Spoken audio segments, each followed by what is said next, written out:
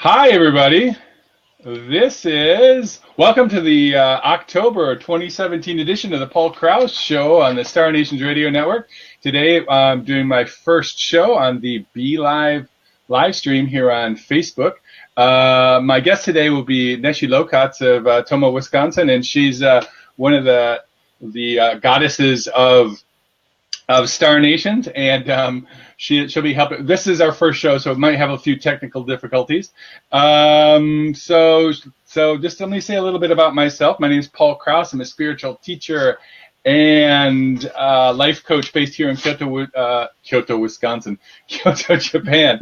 I help people who want to change their lives for the better. I do this by one-on-one video calls on the internet. Okay, and if you want to contact me, you can contact me on my website, which is paulcrouse.com. That's C-R-O-U-S-E, Crouse. Or you can go to tootallpaul.com and tootallpaul.com because I'm nearly 6'5" or 2 meters tall. Without further ado, let me bring in Neshi, and we'll start our conversation. Again, this is our first time using going live on Be Live TV here, so we might have a few technical difficulties, but we'll start the show. Okay, let me see if we can get there. She is. How you doing today, Neshi? Hi everybody. Hi, Paul. Thanks for having me on your show. Oh, you're welcome, and thanks for being on my show. Let me see if I can. I guess I have to move this way. Oh, there we go. Stay in camera. Stay in camera. Stay in the frame. Stay in the frame. Stay in the frame. All right. Well, so Neshi's been helping everybody out with these Be Live broadcasts with everybody on the Star Nations Radio Network. So thank you very much, Neshi. So how's that working out for you? You know, it's keeping me busy. It's keeping me busy. And okay. You guys are doing so well in all your practices, and it's been fun. And, you know, we haven't had that much communication back and forth. At least I haven't, between the hosts as much as I have in this last month. So it's really been fun. Okay, good. Remember everybody's name and everything right now, too, right? I try. You know what I'm doing right now? What are you doing right now? I'm sharing your show to a bunch of my friends. Oh, okay, good. You're live streaming the Paul Crouse Show. Yes, the Paul Crouse Show. So I was thinking, we're calling this the Star Nations Radio Network. This is obviously not radio anymore. We need to maybe come up with another name. Well, you know, we kind of kicked that around a little bit. Dana and I were talking about it, and we decided just to kind of put it on hold until everybody gets the night. You know, they're used to us being on Facebook live stream, and then, you know, we'll play around with the name a little bit so it's a little bit more descriptive of what we're really doing. So for now, we're still the radio network. Okay. And so you do quite a bit of stuff here with Star Nations. You also put together the magazine. Yes, I do. We just published the October issue is out. We published on October 10th, and yeah, so you can go to our website, starnations.org, and go to the magazine button, and you'll see all kinds of information there on how to get the copy. Okay, now I had tried to put up some pictures in my, I can't seem to be able to pull them back up. I was going to put the magazine cover up, but it didn't work. Of course. We'll figure that out next time. Technical difficulties. Okay, so then today our subject was Shamanic Reality. So you and I have a wee bit of a shamanic bent going on. So let me ask you a bit about that. But basically, what's your experience and what's your background first? With shamanic? With shamanic stuff. Yeah, you know, I really didn't. In my family, we really didn't call it that while I was growing up. Okay. So to me, that was a relatively new term that I heard in the 90s. Okay. But I've been around medicine work, is what we called it. Okay, medicine work. Okay. Medicine, yeah. Most of my life. Okay. Just for my other listeners who maybe don't know you, can you give a little bit of just a little bit of your background? Sure. I'm Native American, and I'm Okay. enrolled with the Potawatomi Nation. Okay. I live in Wisconsin most of my life, intermittently, came back, left, came back. Okay. Every time January rolls around, I wonder, why am I still here in the cold? But this is my home, and once you get the Wisconsin sand in your shoes, you always kind of come back eventually. Okay. So anyway, I used to live up in Wisconsin there, don't you know? But they had a little bit farther north. I haven't had the accent in a while, so I think I'm not doing it very well. So, well, we'll practice that because you never lose that either. So so I'm enrolled with the Potawatomi Nation. That's from my mom and my grandpa's, my maternal grandfather, my Misho. But through my mom, I also have Ho-Chunk lineage. Okay. My grandmother was full-blooded Ho-Chunk. Okay. And so, I grew up in both of those cultures. And then you throw my dad in there, who was Yaqui.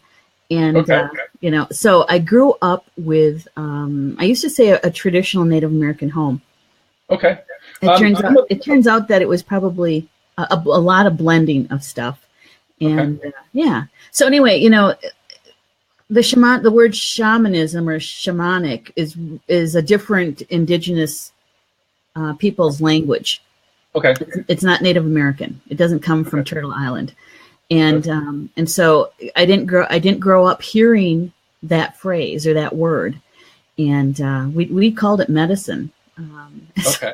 Yeah. A quick question. I want to jump in. Some of the names of the tribes that you're a member of or are related to, they have older names. What were like Ho-Chunk? What did the older name of that used to be? Ho-Chungra. Or in English, was it like Chippewa? English. Oh, okay. So they used to be known as Winnebago. Winnebago. Okay. Yeah. And I believe that comes from French, if I remember right, the history. The Potawatomi is what they're known as in English. Potawatomi is the language that Potawatomi, let's see if I can remember this, Potawatomiek, and that is the Potawatomi Nation. Okay. But even with that, we call ourselves Nishnabek. Okay. Nishnabek. And so that's in our own language. Okay, and are those originally tribes? I used to live up in a place called Shawano, Wisconsin, which is near the Menominee Nation. Mm-hmm. Was that so? Menominee was actually from Wisconsin originally, but a lot of the tribes had been moved east. Are those tribes that you're members of basically Great Lakes area tribes or Plains tribes or? Yeah, actually, the Potawatomi came out from the East Coast, thousands of years ago, and at least 1,000. Mm-hmm. They came east because of the pressure that they were receiving from what's now known as the Iroquois Nation, and so they were feeling that pressure, and so they came west. And then it was even more so when the first Europeans came in, the settlers started pushing west, and so we were pushed even further west, which ended up at the shores of Lake Michigan. Okay. And so we kind of went around the lake in both directions and into Wisconsin. And the Ho-Chunk Nation is really part of the Great Sioux Nation. They're our first cousins. And so when the Great Sioux Nation, the Oceti-Sakowin, when they were across the Mississippi, there was a band that stayed in Wisconsin. Okay. And that became the Winnebago. Now, the Menominee that you mentioned, Menominee really, there's a big discussion about that between the Ho-Chunk and the Menominee, because they both say that they were here originally. But actually, the Menominee originated here. They were never removed and come back or anything like that. So they're the original people here. Up on the Menominee Reservation, that's actually virgin. That's timber from pre-Columbian times. the trees. So when you go into the woods there, so basically Wisconsin had all been cut over at least once, all those trees, since it was settled by the Europeans. But that, you go into those woods, it's amazing. It's like this cathedral. The trees are just so tall, and I was pretty experienced of being out in the woods, but you go like 50 yards into that woods and turn around. If you don't have a compass or you don't know where you are, you get lost right away. Very easily. Oh my God. Well, see, Wisconsin, the terrain is very interesting because the big woods, the big forest that you're talking about, really starts probably around halfway through the state, around Highway 21, for those people who are familiar with Wisconsin. Or 29. No, actually 21, because 21, okay. Yeah, because further south than that, like around Portage, Wisconsin, and south is where the prairie started. Yeah. So we had oak savannas, and so we had large stretches where it was just oak trees with prairie. And then south of that, toward Madison, is where it's called the Empire Prairie, is where the Great Plains actually starts in Wisconsin on that northern edge.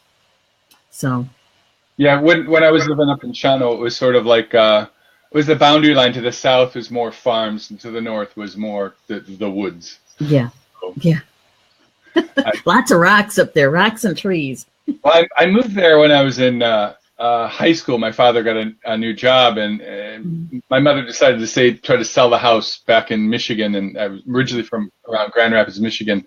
And my dad said, "Well, it's okay. It's up by Green Bay. It's all right. It's, there's a professional football team. It must be a big city." And then we drive to Green Bay and then get off the exit. And I'm like, "Dad, there's a lot of cows around here." "Oh, it's just a little farther down the road." So yeah. Anyway, it's very rural. Yes. I told him, I think he left out a little information to get me to come.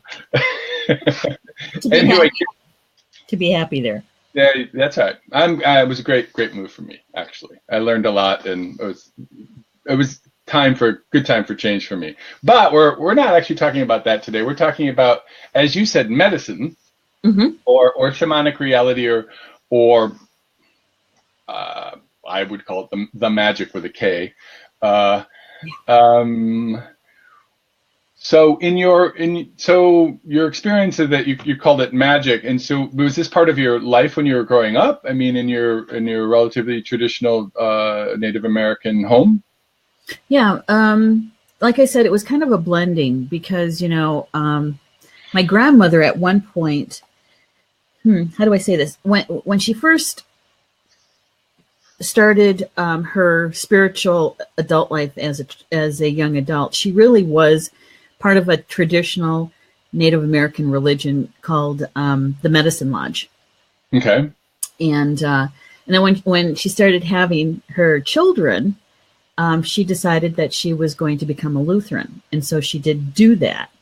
Okay. And so my mom grew up kind of blended by the two, because that was the household. Okay. And so my grandfather was actually a member of a traditional Native American religion called the Dream Drum, or the Big Drum. And so they had both of those, and also a layer of Christianity over it. Okay. Okay.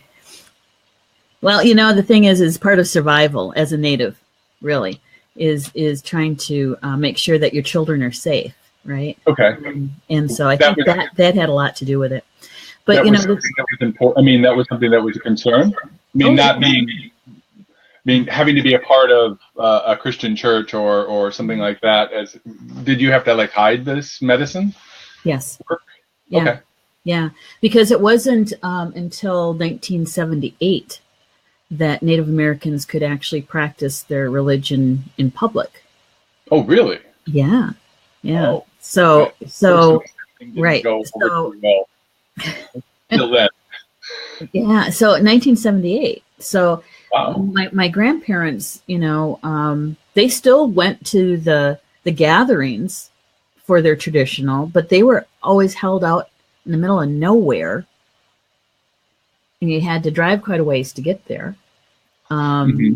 Whereas if you were part of a Christian church, nobody really said anything about it. So, Sure. yeah. What would happen if they had done it openly in public? They would have been arrested. Really? Really? Yeah. Okay, I did not know that. Yeah. Yeah. Yep. Okay. So when in regards to the, how shall I say, this shamanic or this medicine work, how does it? Can you talk just a little bit about it? What is it? What is it? Firstly, let's start talking. What is it? Yeah, I learned the most from my grandpa, from my Misho. Although my grandmother was one of the lead women in the medicine lodge when she was active in the lodge as an older adult. After her children were grown out of the house, most of them, she went back to her traditional religion. Okay. And but I learned the most from my Misho, because he would sit and he would talk and he would tell stories. We thought, at least I thought they were stories, but they were really, looking back at that, he was actually telling me about the medicine. And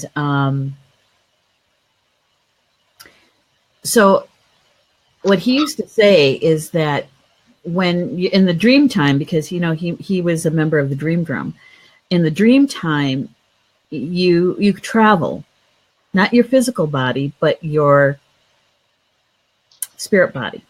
And you can go to different places and you can see different things. And so when he would help people, that's what he would do. And he would also talk to them and do dream interpretations for them. And so it's really about working in a parallel reality. Okay. Now these days you hear about some the Michael Harner, who's thank goodness for his work, because he kept a lot of traditions alive of indigenous people. But I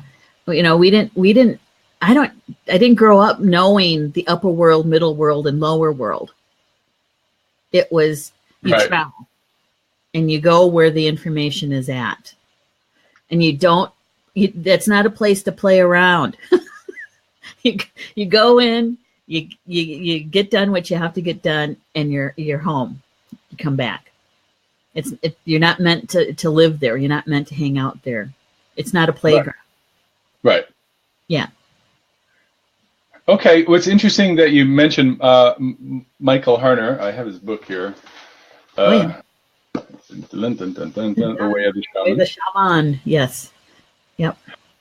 So my experience from it is actually quite different. Although, I used to live up by the Menominee Reservation or whatever. I had I was in high school and we were just kids who go hunting and drinking and chasing girls and trying to skip out of class. That's what my high school days were. That was so up in that part of the world. Secular life. Yeah, because for me, a lot of this stuff actually came, it's a long story, but we have an hour. Go for it. Well, speaking of Wisconsin, I used to be a drunk, and I sobered out in Michigan before I came to Japan. And when I sobered out, I have to remember, this is not radio. I have to look at the screen. And also, you get this shiny bald head. So when I sobered out, I came to Japan, and after a few years, actually I'll tell you the longer version of the story. Okay. I went back to Michigan, and there's a friend of mine who used to work at the paper I used to work at, the Grand Rapids Press. Her name was Linda, and she's a friend of Denise. They were like the executive secretaries for the big bosses. And one day, Linda I was visiting her house, and she just sat me down in a chair. She goes, "I just learned about this new thing. It's amazing. It's called Reiki." And she goes, she gave me just like a little bit of information about it, and she sat me down in the chair and attuned me. And she just showed me a couple things. This whole process maybe took 15 minutes. She didn't really teach me very much about it. And she pointed me in the right direction about, get this book or whatever. She taught me the basic stuff. Yeah. I'm like, wow, okay. So I practice it on myself, and I practice it on some friends. And then I've told this story before in a different radio show, and I've written about it, but I'll tell it briefly. There was a guy who we'll call Tony. His name is something else, and I'll do my best not to reveal his real name, because he doesn't want to be. Because of his work, he has to be a bit. He doesn't want to reveal all of his magic. He was one of the very first people I met when I went to Japan. He left and he came back, and by coincidence, he ended up living across the hall from me in an apartment building. Of course, coincidence. And as he, I said, hey, well, I'd learned this thing in America. It's called Reiki. And I actually found out that Reiki the modern version of it comes from not just a few miles up the road from here in Kyoto, Japan, a place called Mount Kurama, just that way. So I started to give him a treatment. I just moved into an apartment. I didn't have hardly any furniture, and we were doing it on the floor. I didn't even have a sofa. And in Japan, they have a thing called tatami mats, is where you sit on the floor. So I put my hands on his head, and you start going over the chakras, starting from the crown. And as I did this, he goes, oh, that's weird. I see a bunch of images. And these images, because I don't understand them, but like one thing was like there was like a great naval battle, and he goes, I don't know, I think it's thousands of ships. I think it's between the Japanese and the Americans. And then he talks about that. Then he moves on to another thing, which is like another war scene where it was these like American doughboy soldiers coming out of the trenches in World War I and getting mowed down by machine gun fire. And then he moves on, and he talked about a bunch of images. Another one was like somewhere in Northern Europe in a cold gray day by the sea, there's a woman and a boy holding hands as a ship goes away, and then keeps going back and back, and won some Napoleonic war or whatever, and all the way back to showing things. As I'm telling you this story, I'm getting full body goosebumps. I'm getting we're talking about going back and back, including to like, cavemen times where like me and another person are trying to kill a bear, and it doesn't go too well for us. And then it goes back to even weirder stuff where it's like this, seeing something in the stars with this, like these cubes with these glowing orbs inside it coming to the earth. And he's like, this is all really weird. And he described it in great detail, but he didn't understand it. And everything sounded really, really, really familiar to me as he's telling you the story. And then the image left, and I held on to it as he's talking to his head. Then you go to his throat chakra, and then I got to his heart. Put my hands on his heart, and quite soon after that, there was like a jolt, and a voice comes out of his mouth. It's his vocal cords, but not his voice. It's difficult to describe. And this voice said, Tony, don't be afraid. And then Tony says, oh my God, oh my God, oh my God, oh my God. That's not me. That wasn't me. That wasn't me. And then the voice comes out again and said, and I could feel something in his body. And then all of a sudden Tony's heart rate went to the roof. And then the voice told him again to it's okay, Tony. It's okay. Just relax, breathe. And he started to relax. And then this voice came out of his mouth and gave me important information that I needed to hear. And it's private, so I won't say what it is, but it's something I really, really, really, really needed to hear. And then gave some other information for the both of us. And then I felt a jolt, and the voice said goodbye. And then I felt a jolt, and it left. And then Tony was like, oh my God, that was really weird. That was really weird. That was really weird. And then Tony sat up, and then he looked around, and he's like, oh my God. And he could suddenly see all the spirits in the room around us. And he's like, oh my God, this is really weird. And it was like reporters. You ever see the thing where somebody's gotten busted, and somebody famous has got it busted, and they're coming out of the courthouse with and they're surrounded by reporters asking a zillion questions? Because it was like that. Because the guides wanted to ask us all these questions, and the thing, the being that had been in his body was actually there in the front saying, being like a gatekeeper, goes, you have to learn how to do this yourself, but right now he basically said, shut up, everybody, you talk, you ask the questions, everybody else shut up, and then they'd say something. Yeah. And now, okay, now you're done, now you over here, like the press secretary managing a producer. All the and these guides gave us a huge amount of information, including about how we could change ourselves. They introduced us to certain books, and we would follow, it was like following a recipe, just follow those things in the books.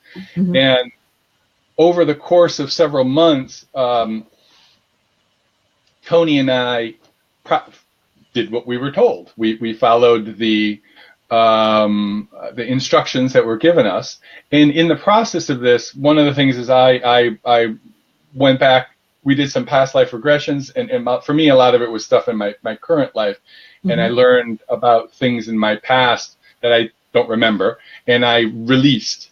Yeah. And these releases were amazing. And when Tony and I would work back and forth with each other when we record everything on an audio, a tape. Gosh, I remember that. Yeah, cassette tape. Anyway, we would record everything, and Tony would always say things to me like, for me, I just need the audio, but for you, Paul, we need to have it needs to be video, because some of the things that happened were pretty weird, and I had some pretty strong physical reactions. But in this process, I learned, basically I was doing shamanic journeys, and there was a lot of shamanic healing stuff that I did. Yeah. I didn't know that these were names. They just naturally came to me, or I was told this is what you should do, and okay. But a lot of it just naturally came to me. Yeah. And both of these things, this experience with Tony and I was life-changing, and I released a lot of anger and frustration, and basically a lot of healing went on, and it was very powerful. And that got me on my path to doing so-called shamanic work. Along the way, I did take some classes based on Michael Harner does have an organization. There was a guy named Kevin Turner who was working here in Kyoto, Japan, and he was doing what was called core shamanism. And core shamanism is basically, so Michael Harner went around the world. He was an anthropologist, and he studied shamanism throughout the world, and he noticed the similarities throughout cultures. Mm-hmm. And then he basically boiled it down to its most essential form, and then taught techniques and had a structure around it. Mm-hmm. What I found when I took the classes, a lot of the stuff I had already done. Yeah. There were things that I learned, most definitely techniques, and for me the classes were very good. And the fact is, it gave it it filled in holes in gave it a context and filled in holes in my knowledge based around it. So for me, with a lot of the shamanic elements, it's, how do I say this? It just came naturally to me, for lack of a better word. Yeah. So I sometimes, I'm babbling. So what's your reaction to that story here? One of the things that I've learned along the way is that it does have a lot to do with self-discipline. Mm-hmm. And which is completely different than the culture, the society that we grow up in, because we grow up in a very fast moving, take your order, pick it up 2 seconds later, kind of world. And in the shamanic world, things take their time in that own time. Sometimes it feels like it's very fast, and other times it feels like you're waiting for a long time. It's like, can't we just get this done? And so to me, it has a lot to do with self-discipline. And the other in what manner? I'm sorry? In what manner? In what manner? While you were telling your story about that, is this is what I love about medicine work, is that even though you want you study and you want to go out and do it, spirit, your guides are really letting you experience this in a way that is good for your soul growth and for your growth here on earth. A lot of times we want to go a lot faster than what we're ready for. Mm-hmm. And spirit kind of slows things down. Mm-hmm.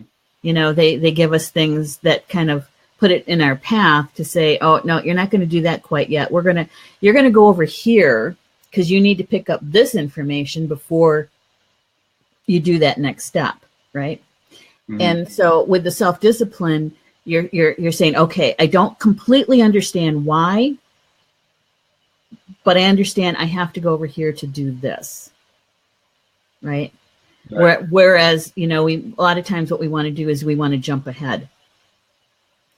We want to jump ahead. Right. Of course. Because we're not really listening. We're not really paying attention. We're not really being aware. We're rushing ahead in our minds to get to a certain place. Right. Mm-hmm. Yeah. I understand what you're saying. That's self-discipline to me. Okay. Yeah. And the word shamanism or shaman actually comes from the Laplanders, from the indigenous people around there. Okay, the Northern Europe. Okay. Northern Europe, and their music is really very similar to Native American music, drumming, the singing. Sure. They're the ones that actually use horse hide on their drums or reindeer. Okay. And they literally ride that fast beat with their journeys. Yeah. Do you want to? I brought my drum. Oh yes, please. One of them. Just I thought, well, maybe we might have some people who are interested in shamanism and they're just getting started. But what now? The thing is that not every indigenous person uses a drum for this. Okay. Michael Harner took something and taught it in a general way. Right. It does get you there into that trance or into that altered reality faster. And so he was really teaching it to a lot of industrial humans. And he knew that he couldn't bring in the ways of the indigenous people because most people wouldn't stick with it. Yeah. When you can't grasp it, I mean, it's not. It's a totally different cultural. Right. Nothing to grab onto. Yeah, I got you there. All right. So this is a shamanic beat.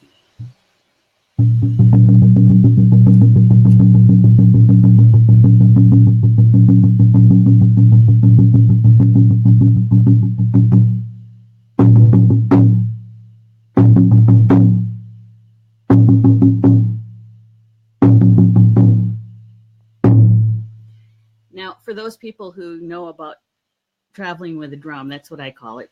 My family calls it traveling.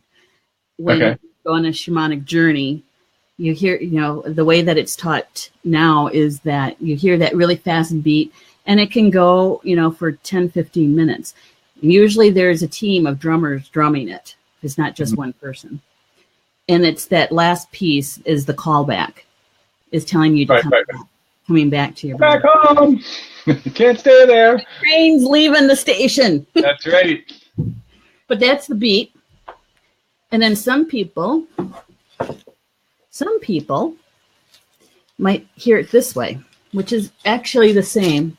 It does something, it helps your brain waves get into the meditative state and into that traveling. So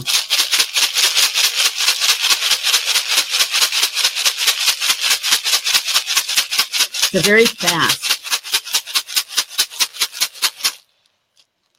And so, so if you don't, I learned how to do it through my breath. There wasn't any sound. It's just you and your breathing, and you're gone.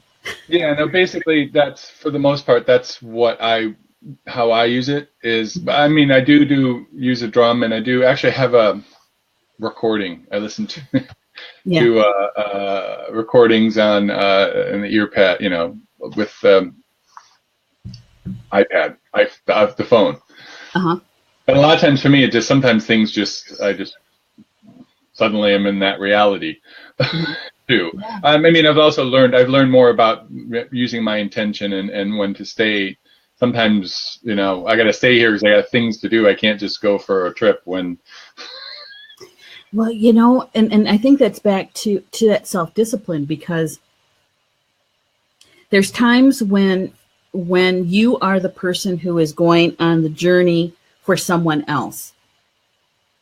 And they may be on the floor with you or next to you, in front of you, and their friends or their family is there, right? And they're sitting next to them. And if you are in the ally group or the family group, somebody has to be grounded and stay present. Okay. And so why is that?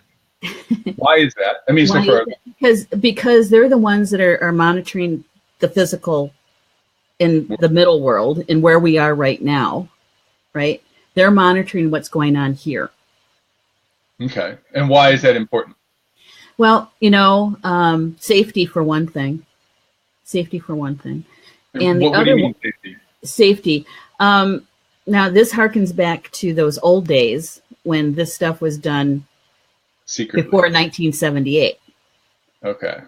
Okay. So cops kept crashing in the door or some. And it's not necessarily always cops either. It was other people who heard somebody planning something, so they're going to come and crash it, and and a fight breaks out and that kind of stuff. Yeah. So it really is about safety. But these days, some of it has to do with not just safety, because depending on where you're at, if you're in a sanctuary, it's going to be pretty safe, right? Right. Sometimes it's just monitoring that everybody, that when that safety is, when it's also including spirits. So that person might be holding the energy for the safety of the group spiritually, so that there's not lower vibrational beings coming in. Could you explain a little bit about what are lower vibrational beings? Okay, so sometimes it's beings from another reality, another dimension. They're drawn to the vibration because it gives them power, and so they'll try. They're party crashers, and they want to come and suck the power, basically. Right. Okay. And then there's also there's human beings in the human form who also are drawn to the power and want to take that power. And so the person who is attuned to the middle world or to this reality, they're there to ensure the safety and well-being of the people who are traveling. Okay. All right, good. Thanks for clarifying that. Yeah. So if those are what you call lower vibrational beings, what are higher vibrational beings then? Oh, gee, those are the ones that are the helpers that really are working for the highest good. They're the angels, the guides, the power animals. They go by many, many names, and people see them in many, many different ways. And really, for me, those beings, really what it boils down to is the creator. It's the creator that is coming in a certain form to be with us. You were talking a moment about safety. Let me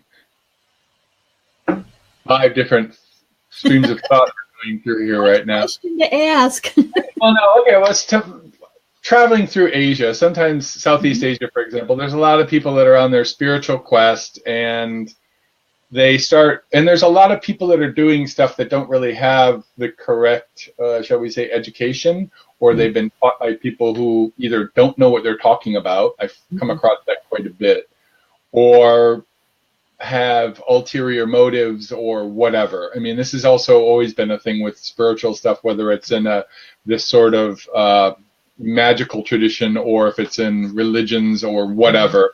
There's a bunch of hookers out there or charlatans. Charlatans. Charlatan. So what some people don't know that word. Charlatan is basically a fake spiritual person Mm-hmm. who doesn't.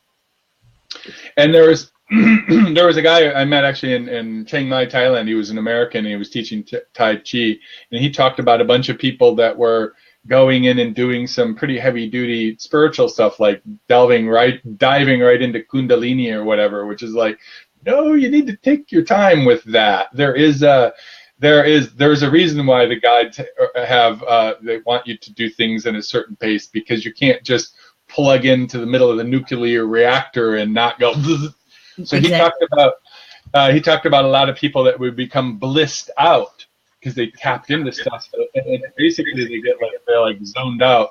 He actually knew a Chinese medicine practitioner who would actually, it's one of the things he could do was kind of bring these people back to ground them again. But I mean, you can start messing around with stuff. You know, people were like reading, I don't know, was it Aleister Crowley or whatever like that, and they start dabbling in stuff that's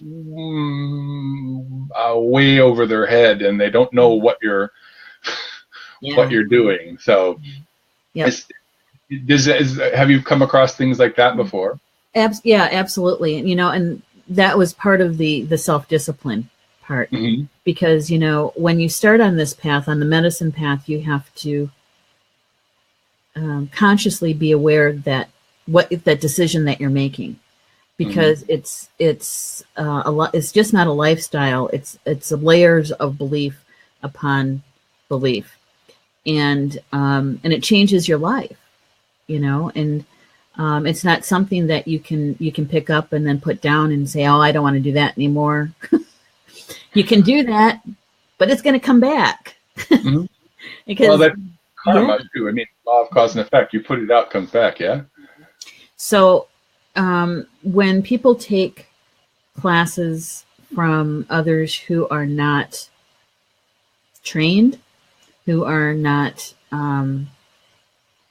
balanced and grounded themselves, that's that. What do they call that? It's a.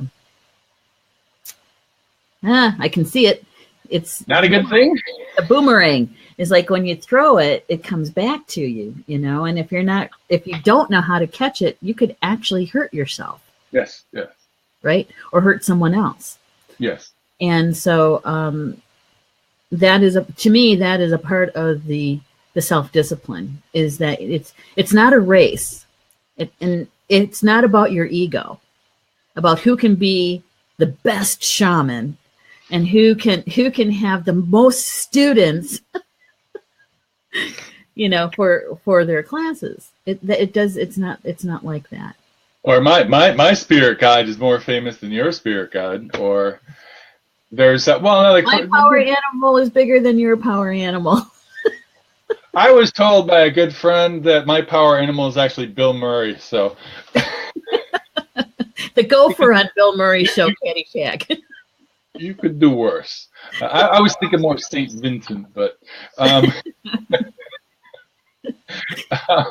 the thing is that even when, Rob is saying I have to overcome, a lot of us do, and just because you've been on this path for a long time doesn't mean that you know it all, that you've experienced it all. Because if you have, then you don't need to be here anymore, right? Then we can transcend. We can become that higher octave, as they say. Well, excuse me. I just want to about that just real quick. I found that when people say that they know everything, mm-hmm. That's a big red, and they've done everything, a huge red light, because there's either these people are lying or deluded. And I don't know which one is more dangerous, because they go back and forth. Deluded is, So I actually am quite skeptical about people from just my experience of running. I'm actually like charlatan. If they're claiming this stuff, they tend to be a charlatan until proven otherwise, because there's a lot of. Yep. Spend some time doing psychic cleanup. Yeah. Well, and also people can really get hurt. I know there's this whole, ayahuasca is, yes? Yes, I do. I've never had it, never tried it. Never had a shaman with me to do that. Yeah, that's a psychotropic drug. Yeah. It's from in the Amazon region of South America, and apparently, if it's done in the right way, can be quite amazing and life altering. But then there's a whole bunch of people are realizing, oh, we can make a whole bunch of money at this, and they don't know what they're doing, but they get a hold of this drug, and then it's like, I don't know. They take it out of context. Sure, yes. And then people either they get physically abused, or because they're basically tripping their brains out. And if they don't have a context around it, I'm in a bad state, kind of depressed, and we're going to give you this with no guidance, then let's literally blow your mind. Well, and the thing is that that was taken from an indigenous tribal people. Mm-hmm. And from my understanding, that not everyone in the clan, in their tribe, actually take the ayahuasca. Mm. There's only trained people, medicine people, who take the ayahuasca. And even when they do that, they do it with another medicine person present. And so, it's done in a ritual context, and there is an understanding of what we're even the mythological context of the things that you're viewing. I mean, mythology is really important because we're with the spirit realm, we're accessing stuff that's not solid, right? And we have to process it through our egos, our brains, mm-hmm. our interface with realities, because that's what the ego is it's the interface between our body and what's around us, right? And we need so the mythological context is important because that gives us a way of explaining things in a way that a human being can grasp, because mm-hmm. we're dealing with stuff that's beyond this 4 dimensions that we live in the physical body. Exactly. Right? And that is why my opinion is that you want to be balanced and grounded when you're going to be helping somebody, assisting mm-hmm. somebody with their whatever it is that they need help with. And if your ego isn't balanced with the rest of your life, then you tend to take more chances. You tend to look at things from a point of gain of some sort. Mm-hmm. And so you're out of balance, right? Now, you and I both have talked about this when we were setting up the show. Mm-hmm. And I was honest with you. I told you that I haven't done much shamanic medicine work in this past year, because there's stuff in my life that has been going on with taking care of my mom, and all the shifts that were happening here, and come to find out, makes perfect sense now. But for those who understand astrology, I'm doing a Saturn return. Oh, okay. Yeah, and so I'm just kind of waiting it out now, because it's going to go direct in December. But, I've learned a heck of a lot, but I haven't been in a place that I know that I am balanced and grounded. I can be, but how long can I hold it? Mm-hmm. It's not like a couple years ago that no problem. I can get calm, grounded, balanced. I'm in service to another person, another being. I'm there for them. I can hold that container of that sacred space, mm-hmm. right where we're at. This whole year, I would say that I wasn't as able to hold it for long periods of time. And so working with my mom with it, and trying to explain it to her, and she goes, "Oh, you're saying you're not, you can only hold it for a short period of time to be in a good way." And I said, yes. And so we would have to time things out. It's like, how am I doing? Can I do this? And literally dealing with the ego and trying not letting the ego to say, "Oh, sure, we can do this. No problem. We've done it millions of times. We've got this." And having to be honest with myself and say, I don't have this. I am not in a position to be that helpful to someone else. In that manner, yeah. In that manner. Yeah. To be traveling out there in different realities, off balance, and not being able to hold that balance is irresponsible. In my work. No, I agree with you. And I've also been in a spot, actually, I think I've come out of it, actually, but I had a spot for the last, maybe a bit over a year, where there's just a lot of stuff going on inside me that I wasn't balanced and can't really do this sort of stuff. Doesn't mean that I can't help people with other things and so forth, but actually, as you said, going on a trip or whatever, going on a journey, I don't want to use the word trip because it sounds a little bit tripping out, dude. But yes, yeah. Yeah, well, no, and well, also we are human beings. We're not machines, and so there are, and also for our path, there is the stuff of life as we go through that. It is an up and down thing, and this is also the things that we learn as we're stripping away. As we're talking about ego. Ego is a word that's also challenging to use because it has different meanings in different contexts. Are we talking about Freudianism here? Or are we? I think of the ego as just, it's our mind, or it's our physical interface with reality, whereas the spirit is different, and knowing what's coming of spirit and what's coming from just stuff in the head is challenging to know, and especially if we're not balanced in our heart, or that just the environment has changed. Or you talked about, like, I'm looking out the window here, but the environment, the world. Maybe I don't feel like I'm in the right spot and I need to move, and there's that inner turmoil going on. Not the greatest time to necessarily be, as you say, going on journeys and working. As you said, if you're not balanced and grounded, and being honest to know that this is what's going. This is where you're at. Yeah. Right. It's not an easy thing to say to somebody who has come to you and said, I'd like you to do this. I haven't even made a drum, because you're working with the spirit that's coming into the drum, and everything that you are feeling, thinking, gets embedded into that drum. And I don't want to do that to somebody else, and so I haven't even made a drum for someone. And so to say no to somebody the first few times was heart-wrenching, and it's like, God, I used to be able to do this. Why can't I do this now? But in the long run, I knew that I was not in a good place to be helpful in the way that they needed help.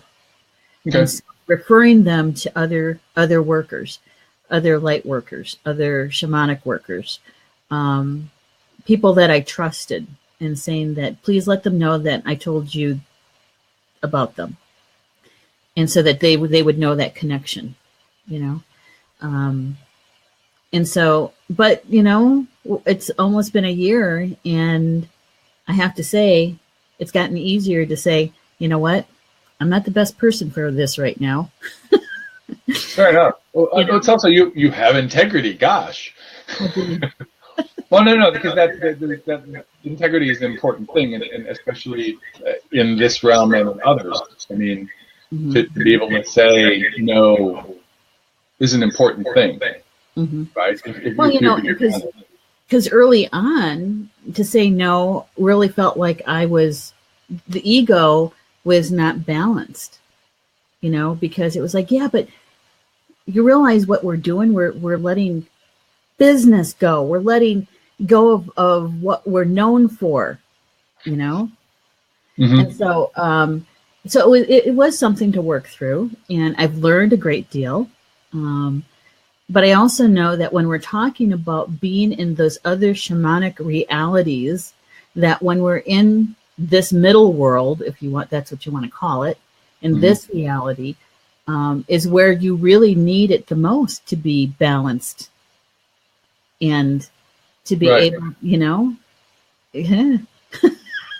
Well, and actually a lot of the spiritual practices in general are about us balancing and about healing ourselves and becoming strong. And part of this, our strength does come from adversity also. Mm-hmm. Yes. And if we don't have the adversity, we don't really learn anything, right? I mean, well, we can, but I mean, a lot of the stuff in our life is that dealing with adversity. You don't have the context, like you were Mm-hmm. talking about, you don't have the context for that. And when you have the comparison, the contrast, it's the mental mind that finally goes, oh, that's it. I get it. Mm-hmm.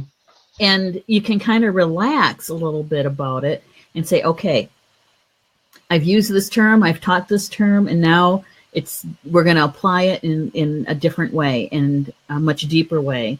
And that is right time, right place. Right time, right place. Used to say it in traffic all the time in Madison. Right time, right place. Right time, right place. Okay. Yeah. And Right time, right place. Yeah, that the traffic part. But I haven't driven in years, so. When you're sitting in traffic and you want to get home. Oh, okay. You just want to be patient and let's see what we can.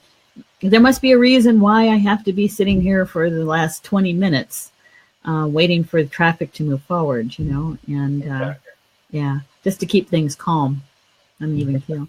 But using it these days, it takes on a whole different feeling. What do you mean? The feeling is that when you're literally being with somebody, and I'm talking about my mom, you can see the progression, slow as it is, the progression of her life force getting weaker and weaker.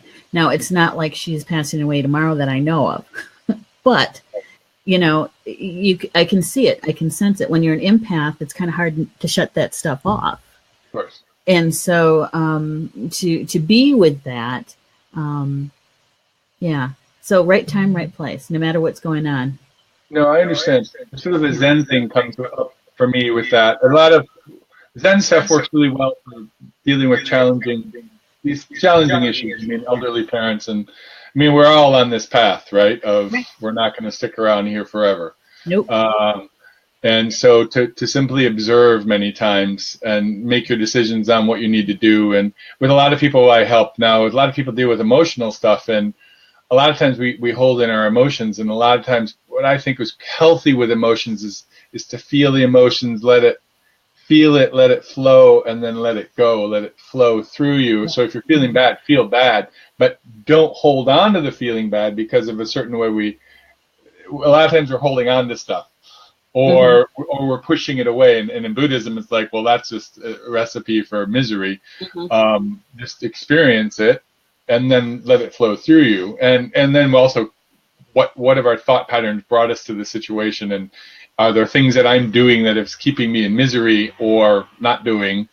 But that's a whole nother show. And we've got like about a minute and 30 left on our show time here. So if people want to contact you, Neshi, how can they do that? Very simply, you can go to www.starnations.org, go to the contact button, and there's a little drop-down box. You can click my name, and you can send me an email message from there. It's pretty simple. Okay, yeah. Good. Yeah. And if people want to contact me, you can go to my website, which is paulcrouse.com. That's Crouse with a C, Crouse. And since most people can't remember how to spell my name, just go to tootallpaul.com. That's right, tootallpaul.com. 2 is in I'm 6'5" or 2 meters tall. And I was amazed that was the nickname in my nickname in college, and it was actually there when I was searching through trying to find a URL. It's like, oh my God, bye. When was that? 1998, 96? No, it wasn't that long ago. I was totally surprised because it was one of those things where you go, okay, you're like the 100th one, it doesn't work, right? And you're just trying anything. It's like, oh, it's there. So yeah, grab it. Well, this went really well. I think I have to work on a little bit of the multimedia aspect of this, but thank you for helping me through my first show here. And it was a very interesting conversation that we had. I appreciate it. It's always good talking with you, Neshi. And any last words you want to say? We have about 5 seconds. Just thank you very much for having the show and asking me to be here and to talk about a topic that has been talked a lot about, but not from this particular point of view. So thank you. Yeah. Thank you. And thank you to everybody who's been watching the recorded show. Thank you so much. Yes, thank you. Got to get going. See you later, everybody. Thanks for viewing. Take care. Bye-bye. Bye.